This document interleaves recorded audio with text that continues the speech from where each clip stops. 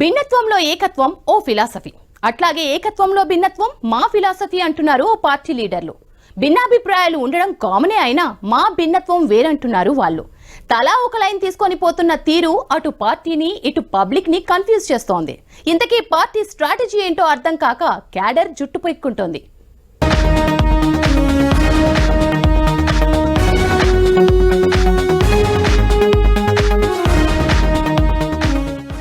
BJP Telangana రాజకీయాల్లో నయా trend కనిపిస్తోంది. పార్టీ ఎంపీలు గ్రూపులుగా ఎవరి రాజకీయాలు వాళ్ళు చేస్తున్నట్టు కనిపిస్తోంది. రాష్ట్ర ప్రభుత్వ నిర్ణయాలపై ఎంపీలు తలో మాట మాట్లాడుతున్నారు. ఒకరు అవునంటే మరొకరు కాదంటున్నారు. హైడ్రాపై పార్టీ ఎంపీల వర్షన్ కూడా డిఫరెంటే. ఓ కేంద్ర మంత్రి మరో 3 ఎంపీలు హైడ్రా తీరును తప్పుబట్టగా మిగతా 4 ఎంపీలు హైడ్రాని ప్రశంసించారు.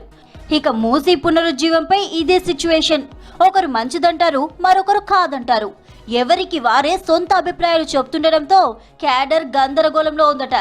అసలు ఎవరు కరెక్ట్ అనే డైలామాలో ఉన్నారట కార్యకర్తలు. ఎవరి మాట వినాలో, ఏ ఎంపీతో ఉండాలో తెలియక గప్చుప్గా ఉంటున్నారట. మరి ప్రభుత్వ నిర్ణయాల్ని బీజేపీ వ్యతిరేకిస్తోందా, సమర్థిస్తోందా అర్థం కాక తలలు పట్టుకుంటున్నారట కమలం కార్యకర్తలు.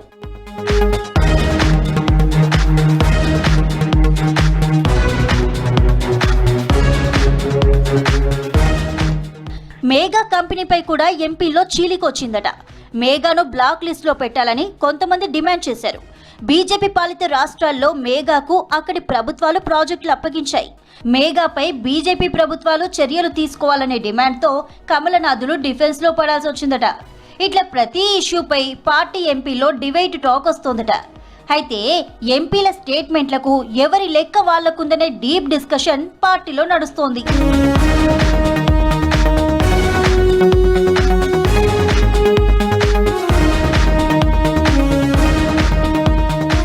బీజేపీకి 8 మంది ఎంపీలున్నారు.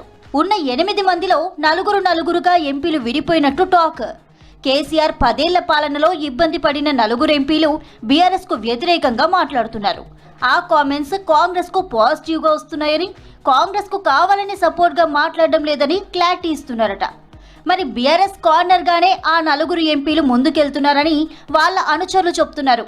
మిగిలిన 4 ఎంపీలకు మొదటి నుంచి కాంగ్రెస్ అంటే పడదని, అందుకే కాంగ్రెస్ కు అవుట్ అండ్ రైట్ ఇచ్చి పడేస్తున్నారని చర్చ జరుగుతోంది.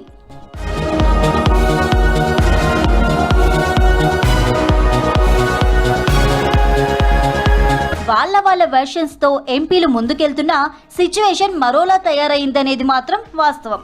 హైడ్రా, మూసీపై వ్యక్తిగత అభిప్రాయం కాకుండా పార్టీ నిర్ణయం అన్నట్టుగా మీడియా సమావేశాల్లో ఎంపీలు మాట్లాడుతుండడం గందరగోళంగా మారిందని చెప్తున్నారు. అసలు పార్టీ స్టాండ్ ఏంటి, ఎంపీలు ఎవరికి సపోర్ట్ చేస్తున్నారు, తామేమి చేయాలనే దానిపై పలువురు నేతలు, కార్యకర్తలు తలలు పట్టుకుంటున్నారట.